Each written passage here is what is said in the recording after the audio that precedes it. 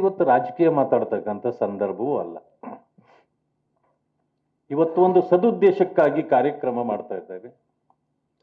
ನಿನ್ನೆ ತಾನೇ ಇದೇ ವೇದಿಕೆಯಲ್ಲಿ ಮಾನ್ಯ ಅಧ್ಯಕ್ಷರಾಗಿರ್ತಕ್ಕಂಥ ವಿಜೇಂದ್ರ ಅವರ ನೇತೃತ್ವದಲ್ಲಿ ಕರ್ನಾಟಕದಲ್ಲೂ ಕೂಡ ಸದಸ್ಯತ್ವ ಅಭಿಯಾನವನ್ನು ಉದ್ಘಾಟನೆ ಮಾಡಿದ್ದೇವೆ.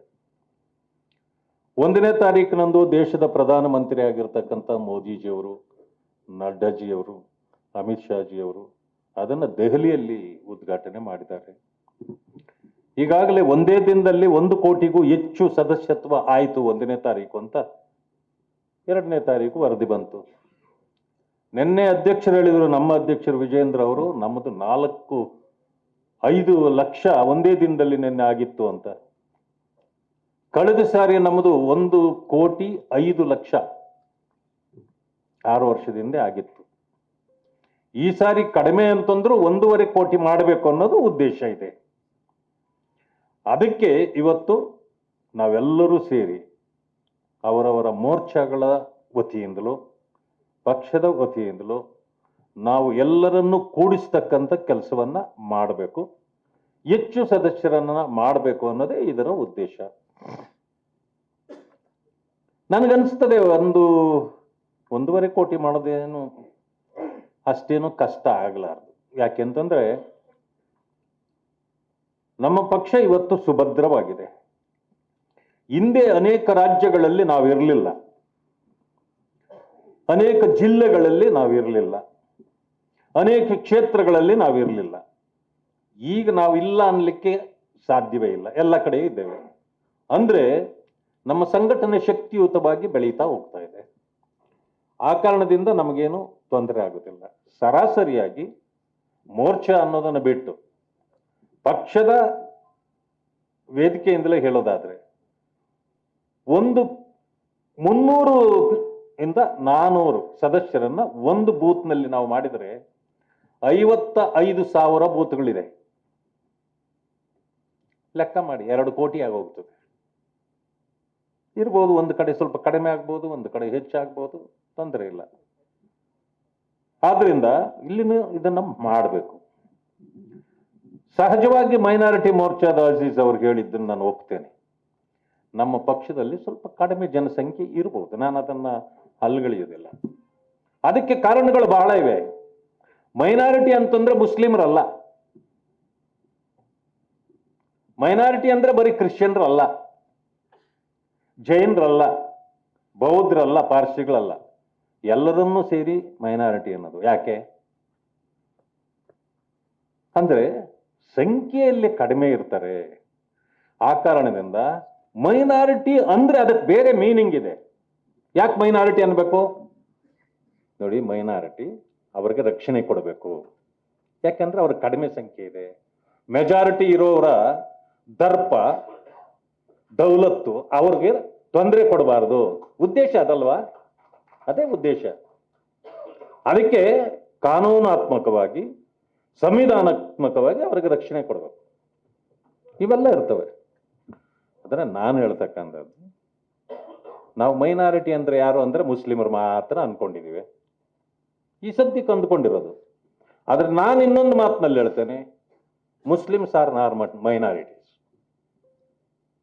They are not minorities, they are majority. ನಮಗಿಂತ ಬಲಿಷ್ಠವಾಗಿ ಅವರಿದ್ದಾರೆ. ಆದ್ರೂ ಕಾರಣಾಂತರಗಳಿಂದ ನಾವು ಮೈನಾರಿಟಿ ಅಂತೀವಿ. ಆದ್ರೆ ಎಲ್ಲರಿಗೂ ಸಿಗುವಂತ ರಕ್ಷಣೆ ಅವ್ರಿಗೂ ಸಿಗಬೇಕು, ಸವಲತ್ತುಗಳು ಅವ್ರಿಗೂ ಸಿಗಬೇಕು. ಅದರಲ್ಲಿ ಮೀನಾಮೇಷ ಯಾರೂ ಎಣಿಸಬಾರದು. ಅವ್ರ್ಯಾರು ಬೇರೆ ಅಲ್ಲ. ಆದ್ರೆ ಬಿಜೆಪಿಯಲ್ಲಿ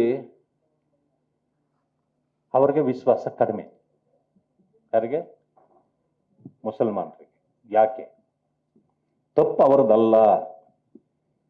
ಹೋಗ್ಲಿ, ಬಿಜೆಪಿದ ತಪ್ಪು, ಬಿಜೆಪಿದು ತಪ್ಪಲ್ಲ.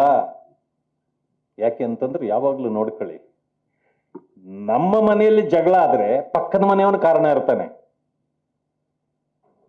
ನಮ್ಮ ಮನೆ ಜಗಳಕ್ಕೆ ನಾವು ಕಾರಣ ಆಗಿರೋದಿಲ್ಲ, ಪಕ್ಕದ ಮನೆಯವನು ಕಾರಣ ಆಗಿರ್ತಾನೆ. ಯಾಕೆ ಅಂದ್ರೆ ಅಲ್ಲಿಂದ ದಿವಸ ಸ್ವಲ್ಪ ಈ ವಿಷ ತೆಗೆದು ಈ ಕಡೆ ಮನೆಗೆ ಹಾಕ್ತಿರ್ತಾನೆ ಅವನು. ನಮಗೆ ಯಾರು ವಿಷ ಆಗ್ತಾವನೆ, ಯಾಕೆ ಆಗ್ತಾವನೆ ಅಂತ ನಮಗೆ ಅರಿವಾದ್ರೆ ನಮ್ಮಲ್ಲಿ ಜಗಳ ಬರಲ್ಲ. ಬಟ್ ನಮ್ಗೆ ಅದು ಅರಿವಾಗ್ಲಿಲ್ಲ ಅಂದ್ರೆ ಜಗಳ ಅನಿವಾರ್ಯ. ಹಾಗೇನೆ ಇವತ್ತೇನಾಗ್ತಾ ಇದೆ, ಬಿಜೆಪಿ ಅಂದ್ರೆ ಮೈನಾರಿಟಿಗಳ ವಿರೋಧಿ, ಬಿಜೆಪಿ ಬಂದ್ರೆ ನಿಮ್ಮನ್ನು ಪಾಕಿಸ್ತಾನಕ್ಕೆ ಕಳಿಸ್ಬಿಡ್ತಾರೆ, ಬಿಜೆಪಿ ಬಂದ್ರೆ ನಿಮ್ಮನ್ನ ಅಫ್ಘಾನಿಸ್ತಾನಕ್ಕೆ ಕಳಿಸ್ತಾರೆ. ಇವೆಲ್ಲ ಆಗತ್ತಾ? ಬಿಜೆಪಿ ಈಗ ಬಂದಿದೆಯಲ್ಲ, ಬಿಜೆಪಿ 11ನೇ ವರ್ಷ ರೀ, 10 ವರ್ಷ ಆಗೋಯ್ತು. ನಿಮ್ಮನ್ನ ಯಾಕೆ ಪಾಕಿಸ್ತಾನಕ್ಕೆ ಕಳಿಸ್ಲಿಲ್ಲ ಬಿಜೆಪಿ? ಯಾಕೆ ಅಫ್ಘಾನಿಸ್ತಾನಕ್ಕೆ ಕಳಿಸ್ಲಿಲ್ಲ? ಯಾರನ್ಯಾರು ಕಳ್ಸಕ್ಕಾಗಲ್ಲ. ನಿಮ್ಮನ್ನೆಲ್ಲ ತಗೊಂಡೋಗಿ ಅರಬ್ಬಿ ಸಮುದ್ರದಲ್ಲಿ ಹಾಕ್ಲಿಕ್ಕಾಗಲ್ಲ.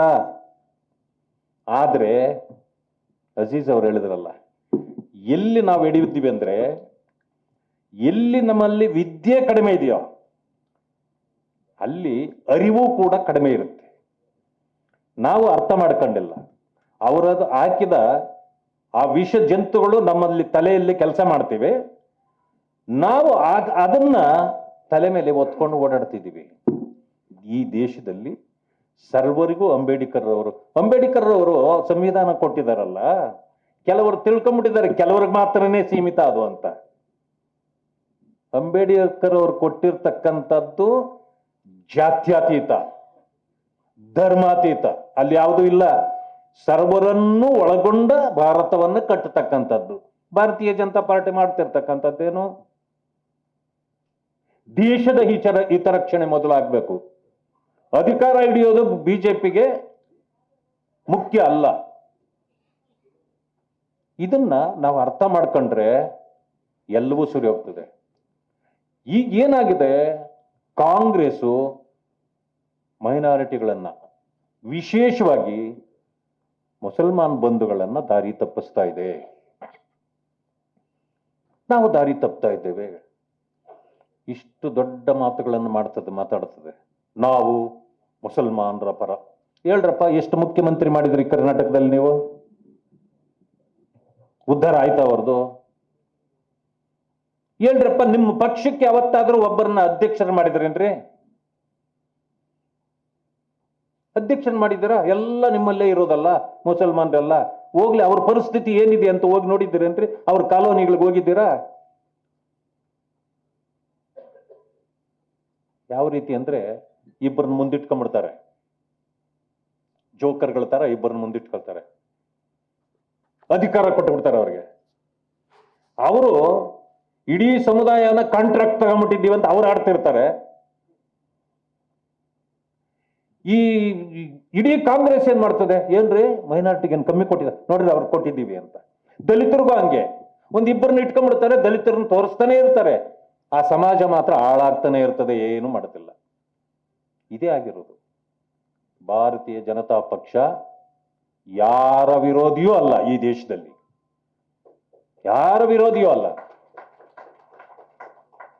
ದೇಶ ಸುಭದ್ರವಾಗಿರಬೇಕು, ನಮ್ಮ ನಾಗರಿಕರಿಗೆ ಯಾವುದೇ ರೀತಿಯ ತೊಂದರೆ ಬರಬಾರದು. ಭಾರತ ದೇಶದ ಹೊರಗಡೆಯ ಶಕ್ತಿಗಳು ನಮ್ಮನ್ನ ಮುಟ್ಟಬಾರದು. ನಮ್ಮ ಜನರ ಸುರಕ್ಷತೆ ಮುಖ್ಯ ಅನ್ನೋದು ಮಾತ್ರವೇ ನಮ್ಮ ಉದ್ದೇಶ. ನೀವು ಒಪ್ಪಲೇಬೇಕು. 370 ಆರ್ಟಿಕಲ್ ತೆಗೆದಿದ್ದಾಕೆ? ಅಲ್ಲಿ ಬೇರೆಯವರು ಮೂಗು ತೋರಿಸ್ತಿದ್ರಲ್ಲ, ಅದನ್ನ ತಡೆಯಲಿಕ್ಕೆ ಅಷ್ಟೇ. ಹೋಗ್ಲಿ, ಅಲ್ಲಿಗೆ ವಿಶೇಷ ಪ್ಯಾಕೇಜ್ ಕೊಡ್ತಿದ್ರಲ್ಲ, ಜನರಿಗೆ ಮುಟ್ತಾ ಇತ್ತಾ? 2-3 ಫ್ಯಾಮಿಲಿಗೆ ಮುಟ್ತಾ ಇದ್ದದ್ದಷ್ಟೇ. ಇದು ನಿಮಗೆ ಖುಷಿ ಇತ್ತಾ? ಅರ್ಥ ಮಾಡ್ಕೊಳ್ಬೇಕು. ಬೆಳಗ್ಗೆ ಇದ್ರೆ ಕಲ್ಲು ತೂರಾಟ ಆಗ್ತಾ ಇತ್ತು. ಯಾವ ಕಾರಣ ಏನಿತ್ತು? ಇವತ್ತು ಯಾವ ಪರಿಸ್ಥಿತಿ ಇದೆ? ಅಲ್ಲಿರ್ತಕ್ಕಂಥವರು ಇವತ್ತು ಎಲ್ಲರೂ ಕೂಡ ನೆಮ್ಮದಿಯಿಂದಿದ್ದಾರೆ. ಕೆಲಸ ಮಾಡಕ್ಕೆ ಆಚೆ ಹೋಗಕ್ಕಾಗ್ತಿರ್ಲಿಲ್ಲ ಅವರು. ಇವತ್ತು ಬಹಳ ಸುಭದ್ರವಾಗಿದ್ದಾರೆ. ನಾನು ನಿಮಗೊಂದು ಮಾತನ್ನು ಹೇಳಲಿಕ್ಕೆ ಬಯಸ್ತೇನೆ. ಇಡೀ ಪ್ರಪಂಚದಲ್ಲಿ ಮೈನಾರಿಟಿ ಅಂತಕ್ಕಂಥ ಯಾರೇ ಆಗಿರ್ಬೋದು, ಮುಸ್ಲಿಮಾನರಿಂದ ಹಿಡಿದು ಸುಭದ್ರವಾಗಿರ್ತಕ್ಕಂಥದ್ದು ದೇಶ ಯಾವುದಾದ್ರೂ ಇದೆ ಅಂದ್ರೆ ಅವ್ರಿಗೆ ಅದು ಭಾರತ ದೇಶ ಮಾತ್ರ, ಇನ್ಯಾವುದೂ ಅಲ್ಲ. ಉದಾಹರಣೆ ಬೇಕಾ ನಿಮಗೆ? ಮಾತೆತ್ತಿದ್ರೆ ಪಾಕಿಸ್ತಾನದ ಬಗ್ಗೆ ಮಾತಾಡ್ತೀವಿ ನಾವು. ಇಲ್ಲಿ ಕುಳಿತು ಜನ ಪಾಕಿಸ್ತಾನ್ ಜಿಂದಾಬಾದ್ ಹೇಳೋರು ಇದ್ದಾರೆ. ಅದು ಕಾನೂನು ನೋಡ್ಕೊಳ್ತದೆ, ನಾನು ಅವ್ರ ಬಗ್ಗೆ ಮಾತಾಡೋದಿಲ್ಲ. ಏನು ಅಲ್ಲಿಂದ ನಿಮ್ಗೆ ಆಗುವಂಥದ್ದೇನಿದೆ? ಪಾಕಿಸ್ತಾನ ಜಿಂದಾಬಾದ್ ಹೇಳಿದ್ರಿ, ಆದ್ರೆ ನಿಮಗಾಗಿದ್ದೇನು ಅದರಿಂದ? ನೀವು ಎಲ್ಲಿದ್ದೀರಿ ಅಲ್ಲಿಗೆ ನಿಮ್ಮ ನಂಬಿಕೆಯನ್ನ ವ್ಯಕ್ತಪಡಿಸ್ರಿ. ನಿಮ್ಮ ಮನೆಯನ್ನ ನೀವು ಭದ್ರ ಮಾಡ್ಕೊಳ್ಳಿ. ಭಾರತ ದೇಶ ನಿಮ್ಮ ಮನೆ. ಅಜೀಜ್ ಅವರು ಹೇಳಿದ್ರು, ನಾವೆಲ್ಲ ಕನ್ವರ್ಟೆಡ್ಸ್, ನಾವು ಎಲ್ಲಿಂದೋ ಬಂದವರಲ್ಲ, ಇಲ್ಲೇ ಹುಟ್ಟಿದವರು. ನಾವು ಹಿಂದೂಗಳಲ್ಲಿ ಹುಟ್ಟಿದ್ವೋ, ಎಲ್ಲೋ ಹುಟ್ಟಿದ್ವಿ, ಕನ್ವರ್ಟ್ ಆದ್ವಿ, ಒಂದು ಧರ್ಮವನ್ನ ಪಾಲನೆ ಮಾಡಬೇಕು, ಮಾಡ್ಕೊಂಡು ಹೋಗ್ತಿದ್ದೀವಿ. ಆದ್ರೆ ಈ ಊರು, ಈ ಭಾರತ ನಮ್ಮದು. ಆ ಭಾವನೆ ಬರ್ಬೇಕು ನಿಮಗೆ. ಇರ್ಲಿ, ಒಂದೊಂದು ಸಾರಿ ಪಾಕಿಸ್ತಾನ ಹೇಳ್ತೀರಿ, ಅವರು ನಮ್ಮವರೇ ಇದ್ದವ್ರು ಅಲ್ಲಿ ಹೋಗ್ಬಿಟ್ಟವ್ರೆ ಅನ್ನೋ ಕಾರಣಕ್ಕೆ ಕೇಳ್ಬೋದು ನೀವು. ಆದ್ರೆ ಕರ್ಕೊಂಬರಣ್ಣ ಬಿಡಿ, ಒಂದಷ್ಟು ದಿನ ಆಗತ್ತೆ. ಈಗ ಪರಿಸ್ಥಿತಿ ಏನಾಗಿದೆ ನೋಡಿ,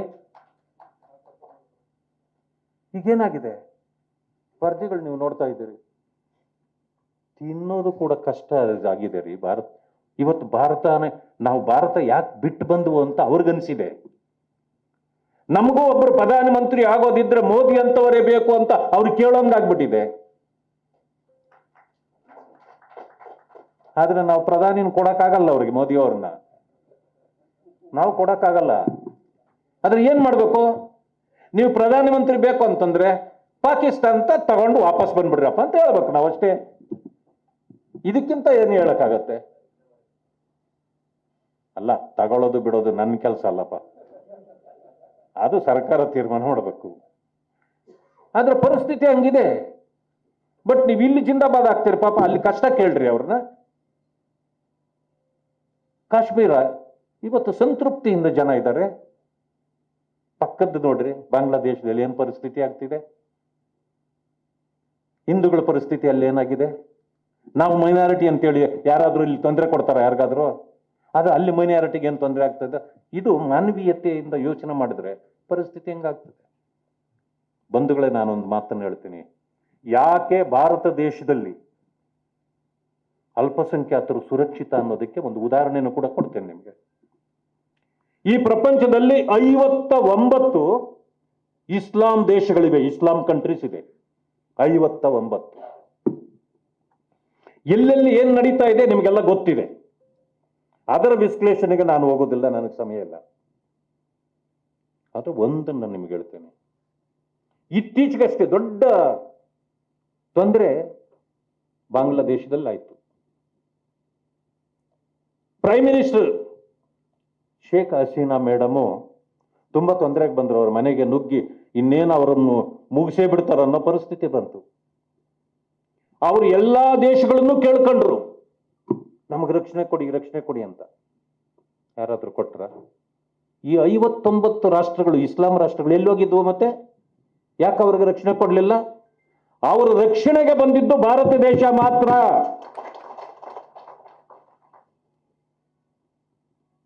ಮೋದಿಯವರನ್ನ ನೀವು ಮೈನಾರಿಟಿ ವಿರೋಧಿ ಅಂತೀರಾ ಈಗ? ಹೇಳ್ರಿ, ಇಸ್ಲಾಂ ಕಂಟ್ರಿಗಳು ಕೊಡ್ಬೇಕಾಗಿತ್ತಲ್ಲ ಅವ್ರಿಗೆ ರಕ್ಷಣೆ.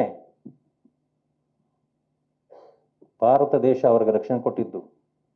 ಪ್ರಪಂಚಕ್ಕೆ ಗೊತ್ತಿದೆ, ಎಲ್ಲರಿಗೂ ರಕ್ಷಣೆ ಕೊಡ್ತಕ್ಕಂತ ಒಂದು ದೇಶ ಇದ್ರೆ ಅದು ಭಾರತ ದೇಶ. ಆದ್ರಿಂದ ಈ ವಿಶ್ವಾಸ ಇರಲಿ, ನಮ್ಮ ಮನೆಯನ್ನ ನಾವು ಭದ್ರ ಮಾಡೋಣ. ಬೇರೆ ದೇಶದ ಬಗ್ಗೆ ಕನಸು ಕಾಣೋದು ಬೇಡ. ನಾವಿಲ್ಲಿ ಹುಟ್ಟಿದ್ದೇವೆ, ಇಲ್ಲೇ ಸಾಯ್ತೇವೆ. ಆದ್ರಿಂದ ಎಷ್ಟು ದಿನ ನಾವು ಬದುಕಿರ್ತೇವೋ ಅಲ್ಲಿಯವರೆಗೆ ನಾವು ಬದುಕೋಣ, ಬೇರೆಯವನ್ನು ಬದುಕಲಿಕ್ಕೆ ಬಿಡೋಣ ಅನ್ನೋ ತೀರ್ಮಾನ ಮಾಡಿ ಇವತ್ತೇನು ಮೋದಿಜಿಯವರು ಒಂದು ದೊಡ್ಡ ಸಾಧನೆ ಮಾಡಬೇಕು. ಕಳೆದ ಇದರಲ್ಲಿ 18 ಕೋಟಿ ಮೆಂಬರ್ಶಿಪ್ ಇತ್ತು. ಈ ಸಾರಿ ಅದನ್ನು ಇನ್ನು 10 ಕೋಟಿಯಷ್ಟು ಹೆಚ್ಚಿಸಬೇಕು ಅನ್ನೋ ಇದು ಮಾಡಿದ್ದಾರೆ. ಯಾತಕ್ಕಾಗಿ? ಅಧಿಕಾರ ಹಿಡಿಬೇಕು ಅಂತಲ್ಲ. ಅಧಿಕಾರ ಜನ ಕೊಡ್ತಾರೆ ಕೆಲಸ ಮಾಡಿದವ್ರಿಗೆ. ಆದ್ರೆ ಇವತ್ತು ನಮ್ಮ ರಾಷ್ಟ್ರದ ಪರಿಸ್ಥಿತಿ ಬೇರೆ ಬೇರೆ ದಿಕ್ಕುಗಳಿಗೆ ಹೋಗಬಾರದು.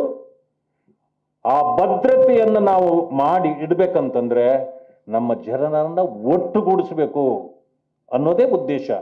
ಆ ಕಾರಣದಿಂದ ವಿಷ ಹಾಕುವ ಕಾಂಗ್ರೆಸ್ ಅನ್ನ ದೂರ ಇಡಿ. ಯಾವತ್ತಿದ್ರು ಬೆಂಕಿಯನ್ನು ಎಷ್ಟು ದಿವಸ ಒಡಲಿನಲ್ಲಿ ಇಟ್ಕೊಂಡು ಬದುಕಲಿಕ್ಕಾಗ್ತದ್ರಿ? ಸ್ವತಂತ್ರ ಬಂದ ದಿನದಿಂದ ಜಮ್ಮು ಕಾಶ್ಮೀರದ ಆ ಬೆಂಕಿಯನ್ನು ಒಡಲಿನಲ್ಲಿ ಇಟ್ಕೊಂಡು ಸುಟ್ವಿ ನಾವು.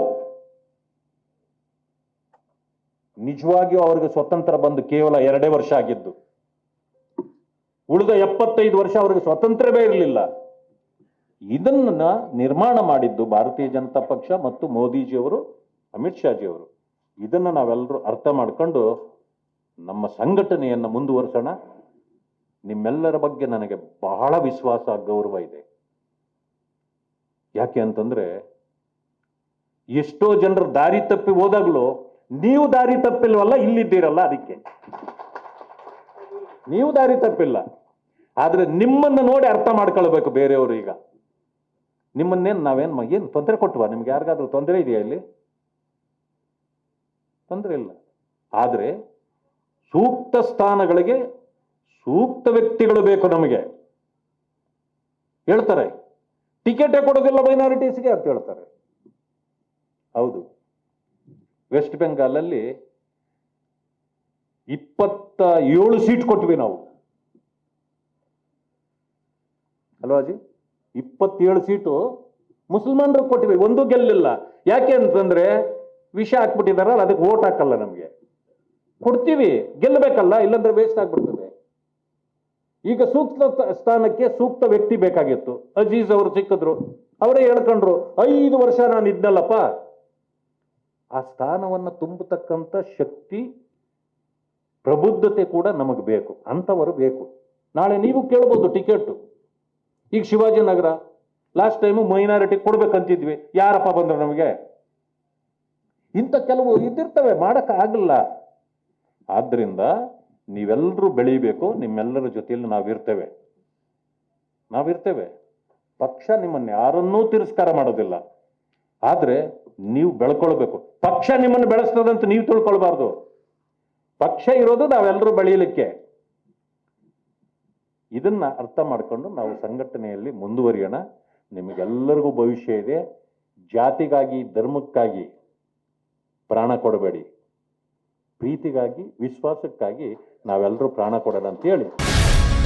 ಗ್ಯಾರಂಟಿ ನ್ಯೂಸ್, ಸುದ್ದಿ ಖಚಿತ, ನ್ಯಾಯ ನಿಶ್ಚಿತ.